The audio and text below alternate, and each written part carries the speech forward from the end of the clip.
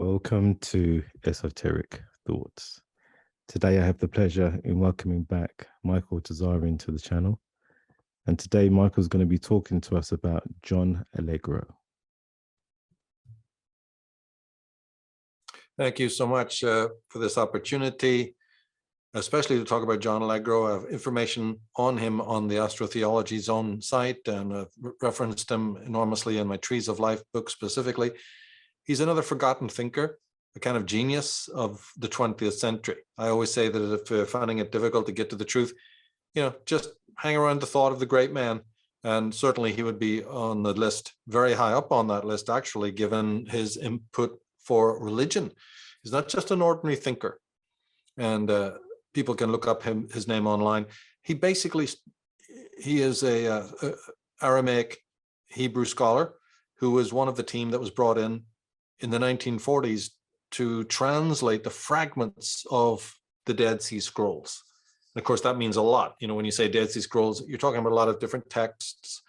You're talking everything from the Essenes, these bizarre breakaway sects in Judaism. We've said so many times how many sects are involved in Judaism: Ebionites, Nazareans, Galileans, Essenes, Mandeans, Therapeutai. And that's just for starters.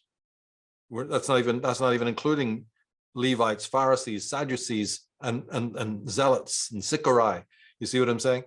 So he comes in as one of a team. Everything's going very well.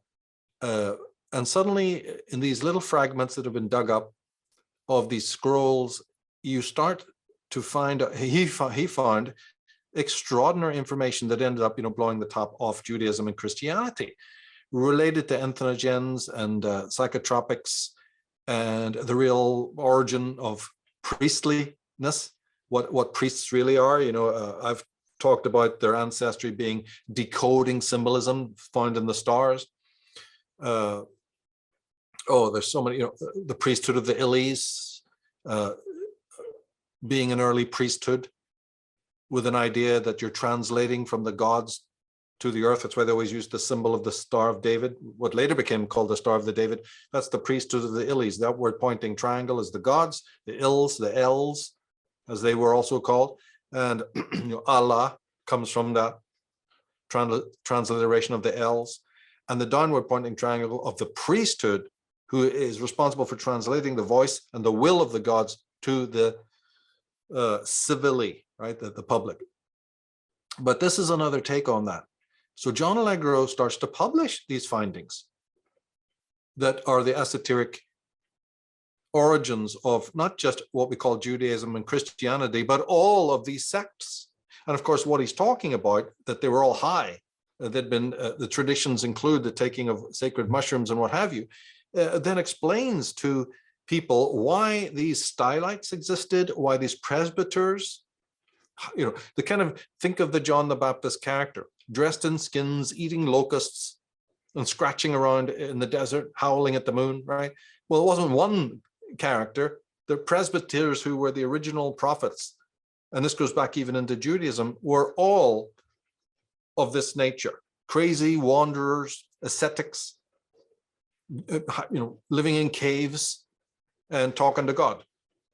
But the manna from heaven, because remember, the references to the mushroom cult is in the Bible, but you have to be able to decode it. So in my 2 volumes of Trees of Life, that's exactly what I do. There's 750, color plates in there, leaving one in no doubt, color pictures, leaving you in no doubt what was going on. Because although the original Christians, the Constantines and all those types, these bishops of Rome wanted to hide these facts, because that's what they were doing. They were editing the corpus of what was going to become the Christian doctrine. So that was kind of suppressed. But later, artists, starting quite early, in the Dark Ages and up into the medieval and the Renaissance, they were happy to kind of indicate to you in artwork what was really going on. I mean, everybody knows that Botticelli's Venus, the beautiful woman with the red hair rising out of the sea. Does anybody know really what that refers to? Because what we're going to talk about, the whole thing of entheogens, actually is a goddess cult. It's very much part of it. It has very little to do with masculinity, except in a derivative way, as a matter of fact. And this is, again, the things that Allegro was discovering. So when you get into this kind of study, astrotheology, sidereal mythology, the John Allegros, that kind of man, and as that he's very, very up there, you're really looking into the history of religion, but also you're trying to uncover what it is that all these things we call religion have in common. Now, we've already deduced, your channel already shows people that astrotheology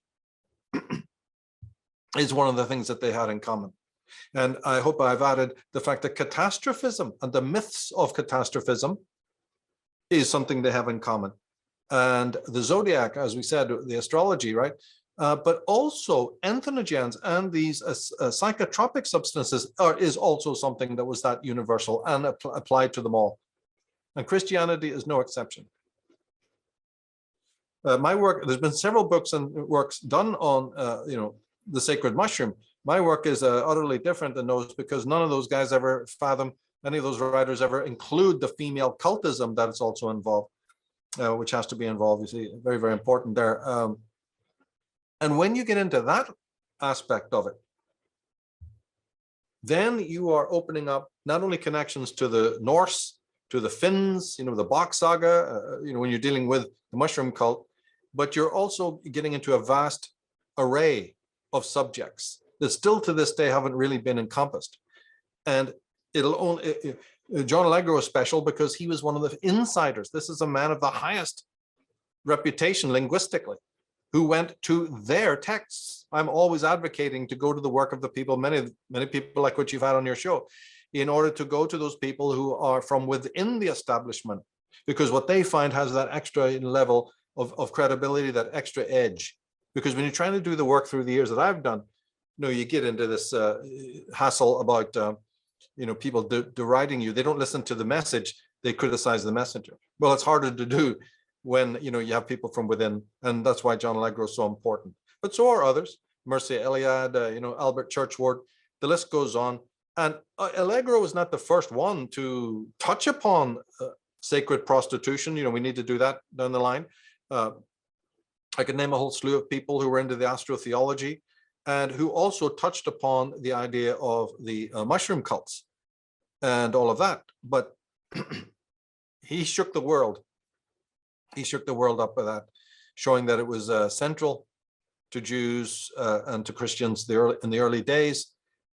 And obviously, when you get into that, as I said, that study, you do find that, look, the Jews were not only fragmented in innumerable groups, but there is that ubiquitous absorption of elements from all of the different cultures in which they were captive or they were guests. Babylon. Before that, it was Assyria, if I remember correctly. Assyria, Babylon, Persia, Greek, Roman, right? And Egypt being the first. Places they were either in captivity, question mark, or were guests of a kind. Because remember, this is, people balk at that. They think that they were always captive. Well, in a way, but it's not just quite as easy as that. For instance, when the Babylonians arrested the Israelites and Jews and took them into captivity, it wasn't the rank and file. It was the highest in the land, the richest and the highest and the most intellectual Jews and Israelites were taken into captivity by the Babylonians, later to be released by Cyrus, when the Persians were at the gate of Babylon and Nebuchadnezzar and all of that. And then finally, the Persians who were very favorable, let the Jews go back. Israelites did not go back. The tribe of Judah went back. A very small contingent goes back. And when they get back to the Holy Land, of course, they find all their lands taken by Edomites and what do they call them? The Samaritans. Host of groups have already taken over. So they've got to have wars and chaos and fighting. So they're only released from captivity and they find that their lands are not their own. But under captivity, the whole point here is that under captivity, they absorbed strange pagan elements. It was inevitable, just like you marry into different tribes, nations when you're captive there, or you become affluent there, and then there's an absorption even of elements. So Judaism is incredibly syncretic. One could argue that the Persian elements alone, there's 5 different interactions with other races. And this doesn't even talk about the Phoenician, we haven't even mentioned Phoenician Canaanites here. Just the ones I mentioned alone, there's absorption. The Persian absorption of elements alone is extraordinary. Remember, the Nativity is all Persian. And I always advocate in my books, there's actually an Irish connection, but that's what I mean, a Western connection, right? Well, how many programs do you want to do on that? Because people will never accept that, right? But back to the point, in these scripts that he's translating, he gets clearly, because those texts are written not by the ordinary folks back then, they're written by the priesthood. And the priesthood is clearly talking about the mushrooms and all of that. So they're into it. So this rocked the world, the implication is that maybe the early Jews got this from their interactions with these other races. It was a habit, with these ancient races and their ancestors behind the Persians or the Scythians or the Scythians, whatever you want to call them. So, behind the Babylonians and Egyptians or earlier nations and races. This use of the entheogens goes back to the dawn of time. It's one thing that all religions, in North America, in South America, in Ireland, and in Scandinavia, this is one of the essentials. Ordinary religious people don't know anything about this. They could read it right in the Bible and they wouldn't even know what that's all about. Obviously, because slightly it's been obscured, obfuscated, but this is what it is. And it's all learned from very early primordial practices. And as I said, through different female cults who kept it alive. Now,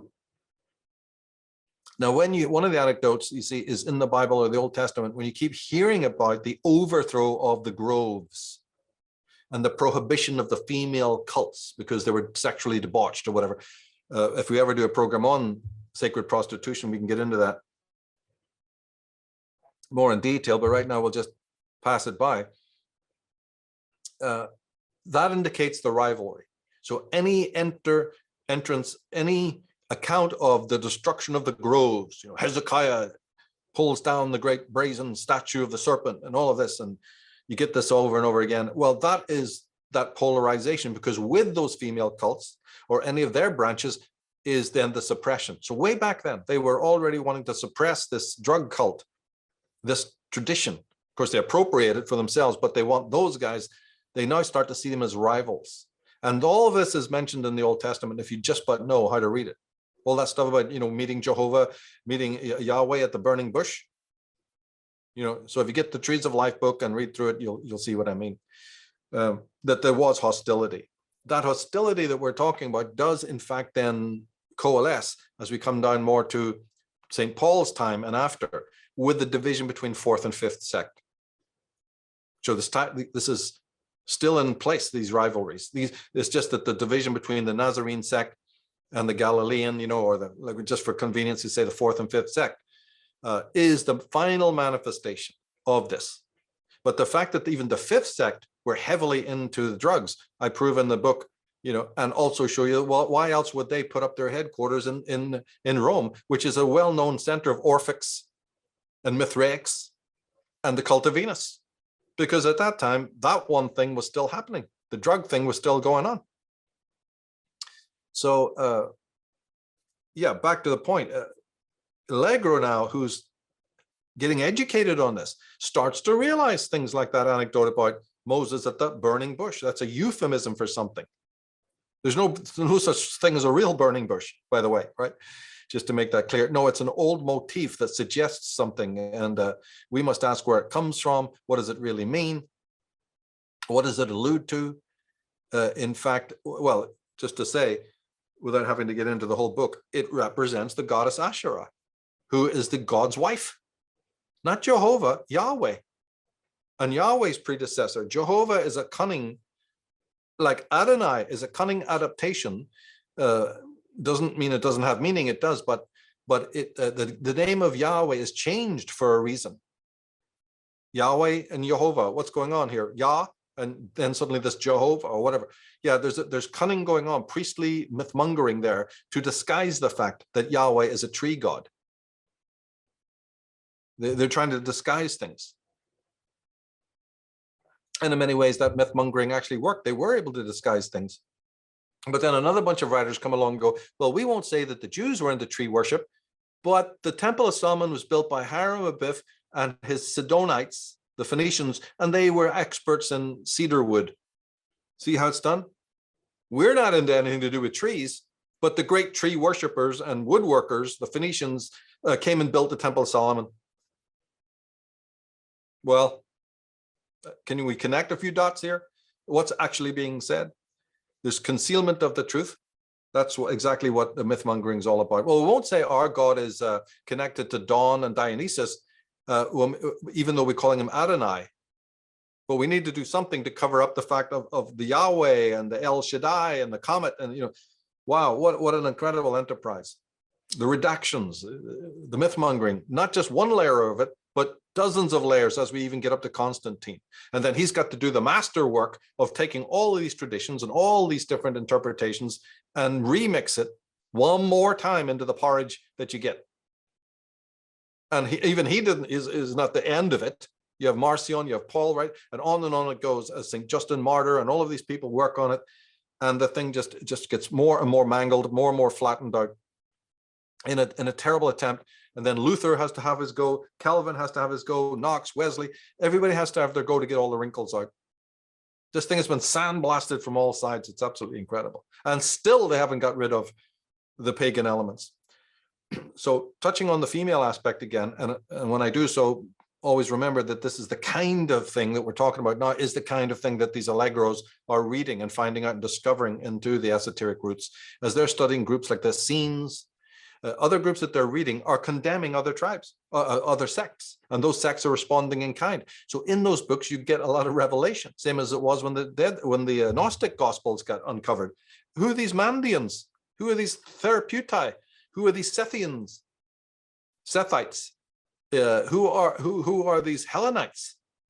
Female cults with their agape feasts, their orgies. Who are the Orphites? We're getting all of this knowledge from these letters and these texts and so on. It would shine light on the different divisions, the different feuds, and so on. But you're also getting allusions to the sacerdotal female cult. And that was Asherah, and that was the wife of God. So the myth-mongering slowly, the process of myth-mongering that I was mentioning, finally airbrushed that out. Maybe at the Council of Trilo, they end up bringing back Mary, mother of Jesus back in. But, anyone who studied like Allegro knows that, wait a minute, this female character is a monumental part of it. And even the mention of appearing, whether it's Jesus or somebody else on a mount, say the Mount of Olives, for example, or Golgotha, the very mention of a hill is a female symbol. Patently and obviously to anyone who's done their homework. Skull Hill. What does that actually mean? So these are, then he discovers that these Aphroditic rites.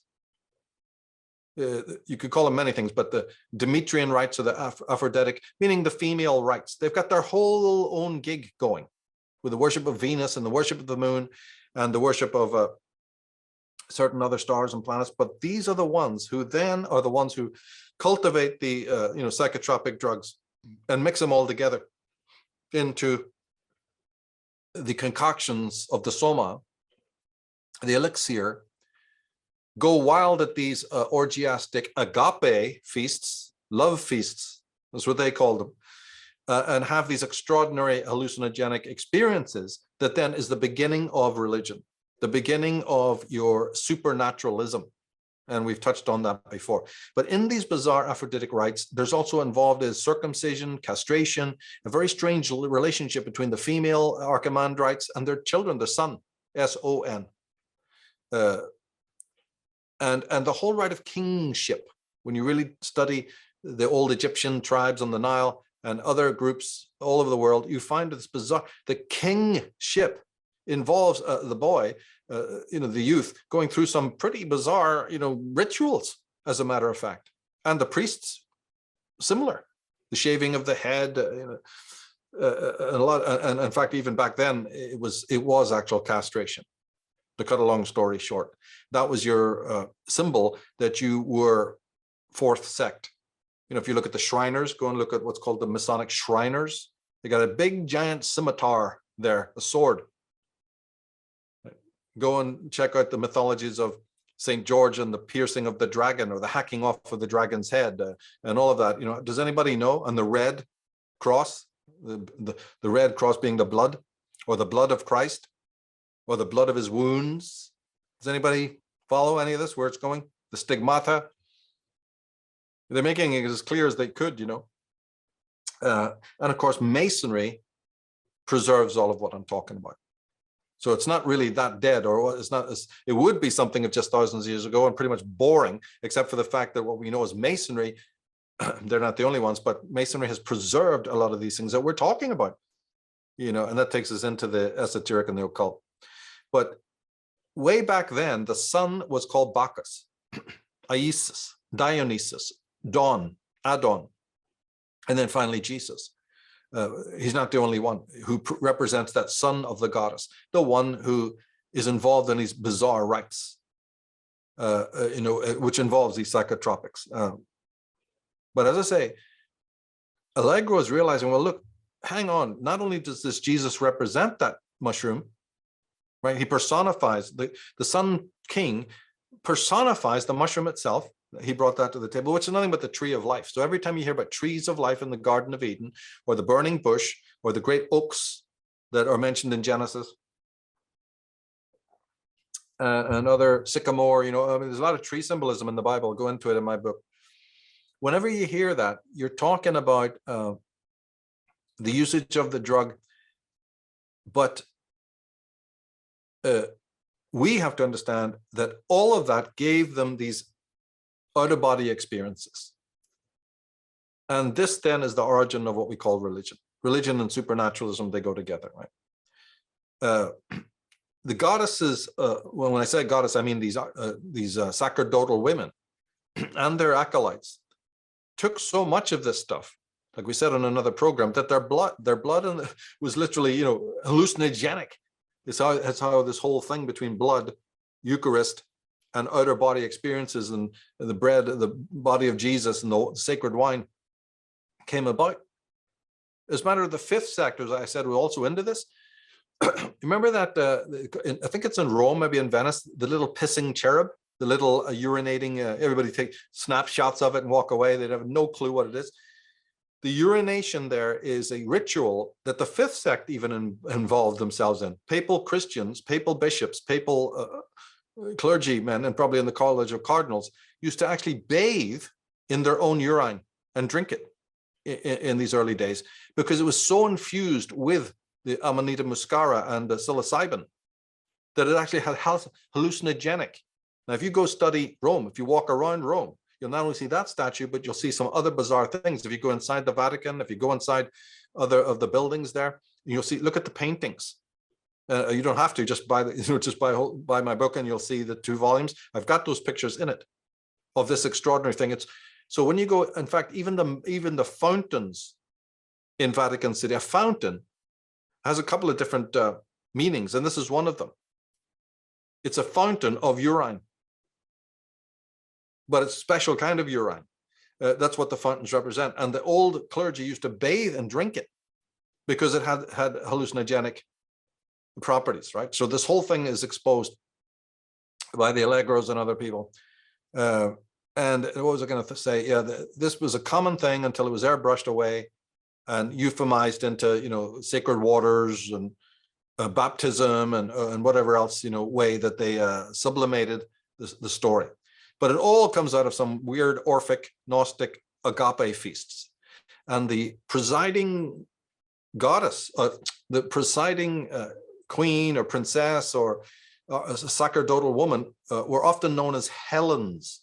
Helen is not a name of a girl. That came later, in Helen of Troy. No, before that, it was Ellen or Helenite. Right? Probably from the Nordic, the god Hel, goddess Hel.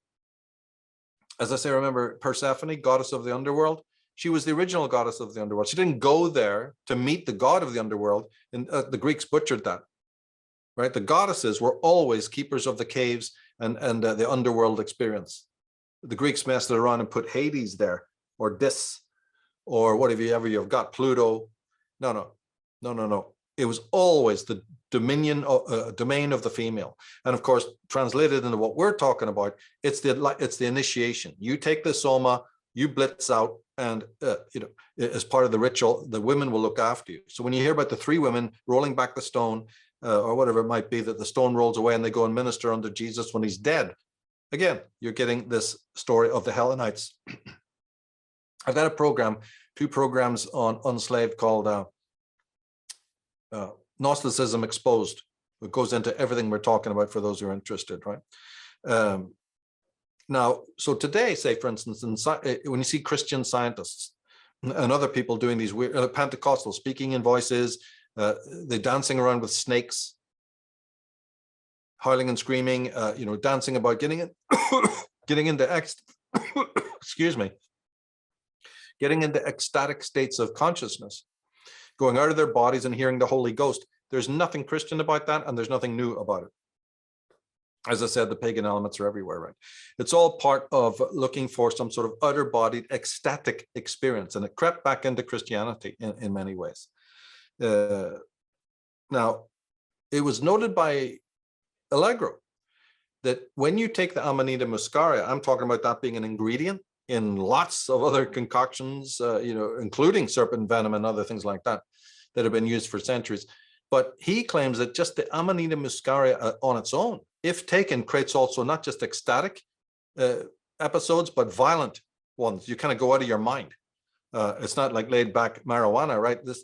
People can start becoming quite manic and violent. So there's an aspect of this also that takes us into some heavy duty ritual aspects, not just the killing of animals, by the way, which was a part of the Eleusinian myths and Thracian myths and Phrygian myths, in which a bull will be torn to pieces by the women, the Maenads, part of what's known as the Eleusinian myths, which was, again, sort of suppressed, so to speak, but went on in private right up to the modern times.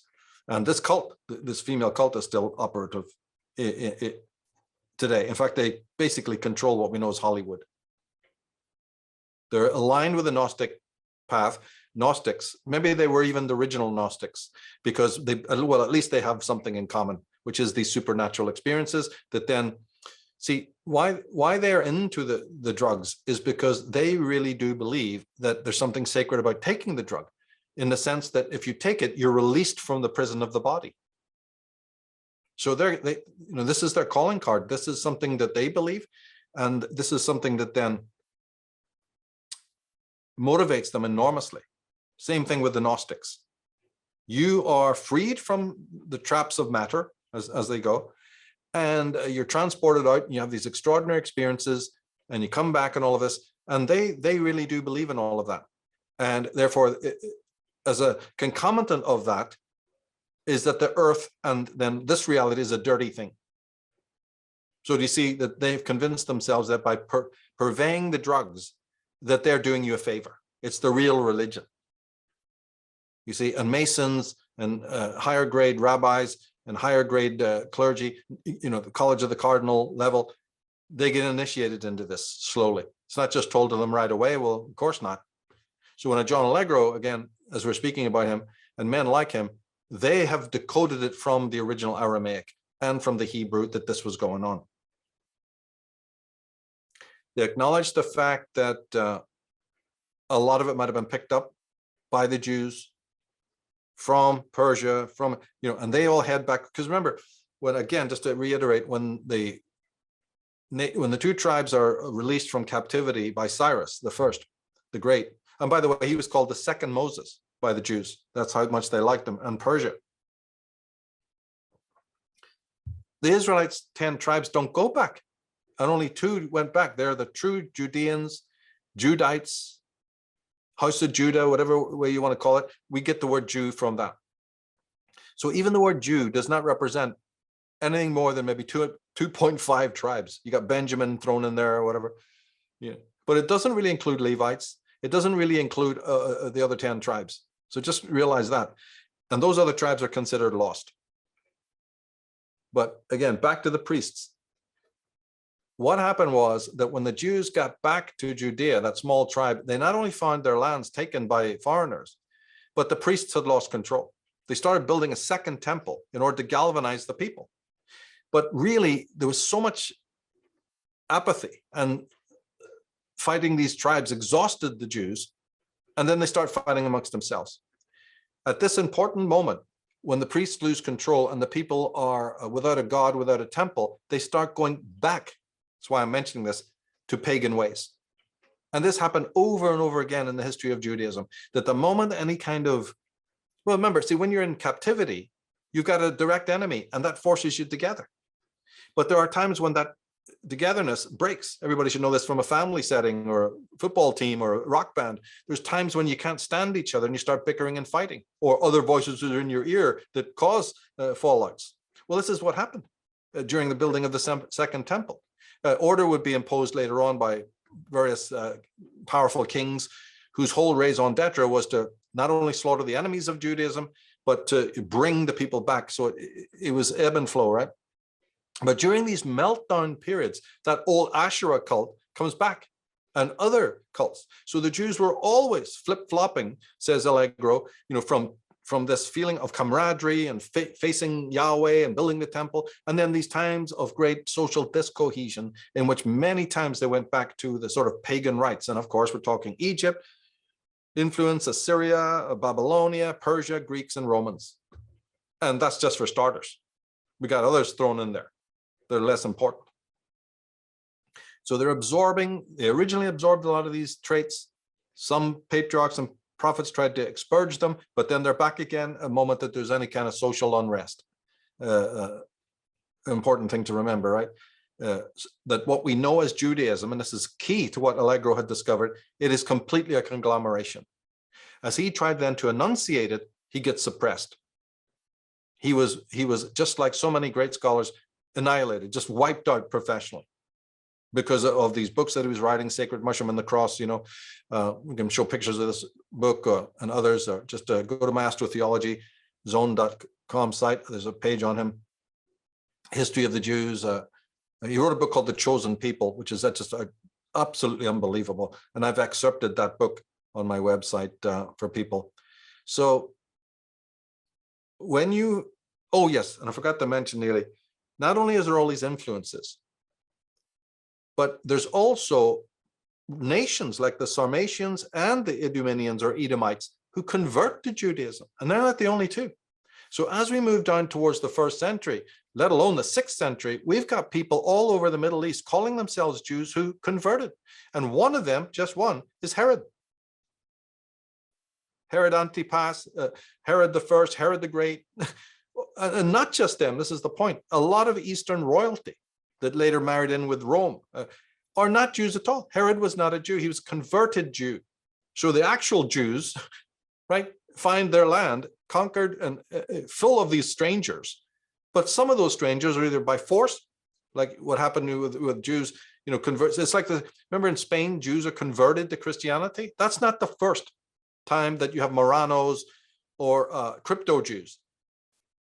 The reverse happened. You've got other races converting to Judaism in the times that we're talking about, strangely. And some of them got so powerful, like the Herod family, that they actually start ruling over the Jews, become the king of the Jews. Nobody liked him. Nobody accepted him, but technically he was king of the Jews. So, it must mention that as well when you talk about this extraordinary dispersion and syncretism. And what do we know about them then? They may convert to Judaism, but they come from old races. What do we know about these Nabateans and these Idumeans and Edomites and all of these people who have converted? Who are they? What is their racial background? We know it's pagan. Well, what beliefs? What is Herod, Miriamne, and Salome worshiping in private is what I'm trying to get to. You convert out front to Christianity, to Islam, to Judaism. Who are you? Are you Parthian? Are you Atnist? Are you Egyptian? Are you Ammonist? Big questions arise when you do this kind of study. And that's why people don't bother doing it. Right? We know very little about these kinds of groups that may have converted to Judaism later. Ralph Ellis's work focuses on this, with the Parthians, his whole thing on the Parthians, and that's just or the House of Edessa, for instance. Groups that marry in with Judaism, yeah, but you think that that's it then? They don't have any private worship that's been going on for thousands of years, in times past. And do we know that, for instance, just take the case of these Edomites or others, are women in charge? Well, they were in charge in Judaism for a while. Why wouldn't they be charged with some Nabateans or something else, right? Chances are they were. That's what that whole Salome thing is all about. If you get into that, it would be actually incredible. Then, of course, comes the, just as, oh yeah, the strange thing is, just as the kings come, into the, after the second temple, kings fortunately succeed in bringing their people together again. They kill off a lot of enemies, they build a temple, and they bring them together. The Greeks invade. And it's all over again. The whole of the nation is decimated, and people are fighting in and amongst themselves.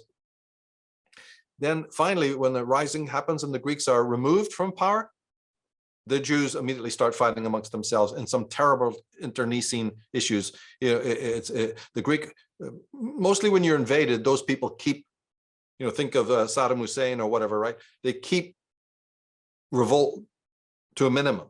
But once you remove it, now all the old feuds come back and people start butchering again themselves. And so all the work of the kings to bring Judah back, into line and have a central government and central state control and a beautiful temple and some priests and all, the whole thing just goes completely haywire again after they enter. And then just about at the time after they butchered and murdered each other and fought over everything, the Romans invade. I actually personally find Judaism one of the most interesting things to study that anyone ever could. But now the Romans arrive, and again, the culture is totally decimated, put under captivity. And, of course, we know more famously that led then to the complete destruction of Judea. Now, why this is important, why I'm going through this, is because it's John Allegro that brought up one of the most extraordinary explanations for the destruction of Judea. Remember the Sicarii and the Zealots? In a description that even Monty Python's Life of Brian couldn't exemplify, he claims that these Zealots and the Sicarii and these other sort of, even the Essenes, any of these breakaway groups were all raving lunatics on drugs. It's one of the reasons he got suppressed and called an anti-Semite. He wasn't. He just said that in his readings of the Aramaic scripts and these Essenic Dead Sea Scrolls, so to speak, he discovered that they were all what we would today call anarchists. But they were drug-soused, Woodstock, hippy-dippy loons. And everything that they did, whether it was against the Temple of Jerusalem, whether it was in rivalry to the Pharisees, the Sanhedrin and the Sadducees, just like the Essenes. The Essenes weren't the only breakaway group. They were all back crazy drug fiends, is what he said. And that is why, and of course with that comes these supernatural experiences, they were motivated by visions that caused the eventual destruction of their own race. And the scattering, let's just call it the scattering of the race after the Romans. They're extremely tolerant. This is what these big movies don't show you, and most people don't know, is the utter tolerance of both Greeks, the Greek Empire, and the Roman Empire. Very egalitarian, very, very tolerant. Time and time again, after so many affronts, the Romans let the Jews off with warnings and warnings and warnings, until finally, they came in and invaded and destroyed Judea and scattered everybody to the four winds. Allegro is saying that wouldn't have happened without the Jews themselves bringing it on. Now, he was classified as an anti-Semite to try and get rid of him. And the people who tried to get rid of him were actually not the Jews, but the Vatican. I know all their names of the other scholars working on the Dead Sea Scrolls who ganged up against him. And they were all from the top Jesuit schools in France, these men. So they realized that he was breaking the consensus, and they dealt with him summarily, as is always done. But just you understand that they were all Jesuits that ganged up against him, and they had such power that they brought the Italian media, the French media, and the British media to destroy John Allegro. And that's why I honor his name and make him central to a lot of my work, because we can never afford to forget these people. So in come the Romans, as we said. and it led to the destruction of the temple, the second temple. But just before that, during this period when the Roman Empire had expanded, the elite Jews, Sadducees mostly, but a lot of top-level Pharisees and even general Jews, merchants, the elite, in other words, had married in with Greek and Roman elites. Already this connection had taken place, dynastic connections, mercantile connections, and even religious connections on a sect level. You know, in fact, you get this because as I show in my Irish Origins of Civilization, there was a lot of marriage. The Romans were interested in Judaism and married a lot of Jewish women, and even converted to Judaism. They were talking Caesars here. We're talking some of the most superior families in Rome, and it happened in Greece before that. So when Judea was scattered, it was devastating because all these connections were somewhat broken, or at least shaken up. And then two things happen which are very important. The elite Jews, like these Sadducees, they're the ones I focus on, had to move into Rome. Out of Judea, they packed up, they were given forewarning, and they basically then moved into what we would call the West. But the much more interesting consequence for me is that the bulk of the elite Sadducees and the Pharisees, and what I'm going to tell you now is not written in any other book in the world, went over to the east, to Baghdad, to Sura, to Pombita, right, and to other cities in Iraq. Why can't I remember the name of the whole list of them? But anyway, when they got there, they opened, temples. And you can envision it in your mind because the famous temple that arose in the news with the Epstein case, that was the kind of temple I'm talking about, which has Muslim design, but colors or some other emblematics, of Judaism. So when they got to these eastern lands, into Mesopotamia, the Jews set up these were very elite Jews, remember? And so there was a modicum of respect for them, even in Islamic countries. And basically every one of these temples, synagogues, and the community of what is called the Gaonim, the Gaonate, was left alone. Now, one of the reasons they were left alone is because of their occult power. I'm just going to leave it there. They're kind of people you don't mess with. Don't mess with. So they were sort of left alone to do what they were doing. Now, this Gaonim, they're called the Exarchs or Princes of Light. I spent a lot of time in the Irish Origins talking about them.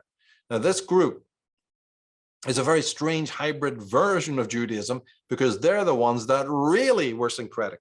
So when I try all the background I've just spoken about all the different absorption of all these occult and esoteric elements from all these different tribes, that Gaonim are where it all comes to boil. That's where these elements are now going to really take on, their greatest moment, right? But it becomes even more important when we realize that as time moved by and after Rome fell, the Gaonate, the Gaonim, moved back into the West. They're the Eastern Illuminati, as I've called them. But over time, they removed. This is about the time of the First Crusade, sort of just ballpark. They start moving into the West, and the name of the Gaonim at that point is Freemason. So they're not gone, right? There were Sadducees in Judea. Some choose to just remain with Rome because they're already married in, but others say, this is devastating. We've got to set up a new bastion. And their decision is to move to these really rather primitive Muslim countries. And they set up shop there. And they remained there for hundreds of years. You can look it up, Gaonim, just look up the word. And then, of course, what I'm saying about them, is not confided. And they return into the West as the Freemasons, bringing their Judaic symbolism with them. So when you're plowing through the iconography of Masonry, even that coffin, which is very central, the skull, that all comes from this. The coffin especially does. It's a very interesting story of how that symbol became part of Masonry, and I talk about it in the astrotheology site. So that symbol and hundreds of other symbols move in and become Masonic. The Masons are the Gaonim. So the capital G that you see inside the compass and protractors of Masonry is not God, it's not goddess, and it's not geometry. It's Gaonim. And the lowercase g that we write in English right, is the serpent, because this ties into even the earlier things that we were talking about. When I spoke about the female cults of Venus, when I talk about the Eleusinian myths, and when I talk about the great royal wives going right back into Egypt, that's the dragon court. That's a serpent sisterhood, or the female Illuminati, as I just call them for convenience. And so Masonry, the lowercase g, is the serpent. And that is the big story of decoding that, but it's not very pleasant when you get into it. But you can explain in symbols like the Alfa Romeo symbol and all sorts of other symbols with the dragon and the serpent and all of their breed, that they've been into. So, yeah, this movement east of the Gaianum, and then their return in the form of, so then the Gaianum, after they return as Freemasons, though one of the consequences, we'll only talk about it briefly, is that they reappear. There's a tie-in, you see, to the Knights Templar here. But when the Knights Templar are suppressed in the 14th century, they create a bunch of lieutenants who then go and infiltrate Islam, Judaism, and Christianity. And they're known as Sabbateans or Frankists, but we don't have time to get into that right now. But it's a key piece to have when you're looking into all of this, right? Now, those kinds of groups, along with Masons, they may have a Jewish front. So a little bit of chicanery has been used here that we have to understand. Just because some of these groups have a Jewish front culturally, don't be fooled by that. Right? Because this was a ruse that was already in place as early as the Greek and Roman empires. But it really comes to bear in periods after that time, in which a great deal of these cults may look Jewish on the surface, but behind it, you've got to realize they're involved in their private repulsive beliefs, that's also explained. So the Gaianum are really an emanation of the fourth sect, as is the Illuminati, the Jesuits, the Sabbateans, the Frankists.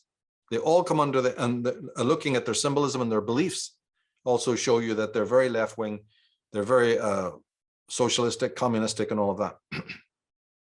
Just trying to briefly cover a lot of this stuff. So the Masons and the Templars, definitely their story really much fits in here. And of course, the Order of Tsarion is the name for the female wing that they all serve. The reason why the infiltration took place is to get rid of the hardliners. Remember, I said the fifth sect. There's been a war going on, a long time, even prior to when we know the origins of Christianity. Whatever date that is in, whatever date is offered for that, there was a lot of, you got to push it back before that. So that rivalry was still going on up until about 1860, 1890, and then moving into the 20th century. So it carries on quite a way. That conflict. We've talked about it before. So by a study of this religious symbolism, tree symbolism, as we said earlier, comes up as an important factor. And with tree symbolism comes the female symbolism, because the woman and tree have always been connected, right? And the fruits of the tree are not apples and oranges, as they might be said. They're something else. They're the psychotropic. So the golden apples on the tree of Hesperides, the apples on the tree of life in the book of Genesis. Come on. Sin and guilt coming from eating an apple. Okay, take it literally if you will. Then comes along Allegro saying, right up until the fall of Judea, the zealots, the ones who brought the wrath of the Rome down on and destroyed the whole of Judea, scattered all of these people, as I'm saying, back to the point, they were high.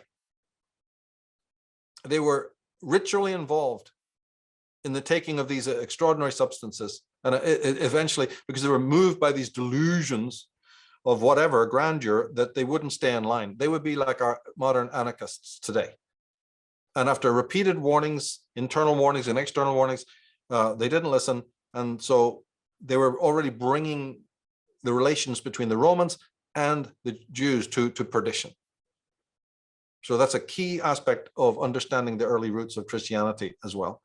You know, and as I say, Allegro was heavily penalized for coming up with this information, that you're dealing with drug-crazed, frenzied cults. Now, I always like to bring my information up to the present.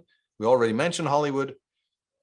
When the Judea was smashed, even before that, the Sanhedrin and other authorities within Judea was trying to deal with these frenzied cults. And they pushed them underground. They succeeded. And after the smash of Judaism, the police and the Romans were now super aware, because the Romans files said who was the instigators of all of this.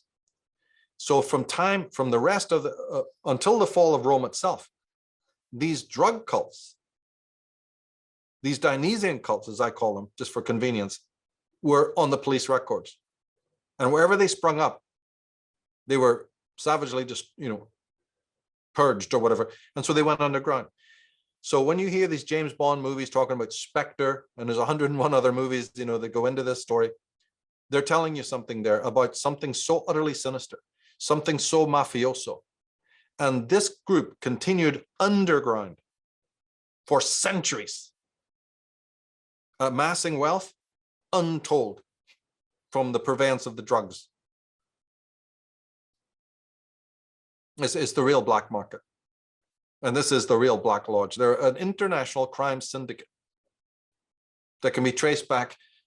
Many of them are Gnostics, maybe not all. They all go to these yearly agape feasts, which are so foul, I won't even talk about it. And they're behind Hollywood. The imagery of Hollywood is based in keyhole peeps into their distorted, deranged world, right? But we get to love it because they're working on something in us as well, atavistically. Now, in my career, I started with the movie symbolism, in order to, I thought at the time, ease people into these other subjects that we're talking about now. I chose in my career to do it this way first, through the symbolism, through the movies, hoping that we could then broach these more deep occult subjects.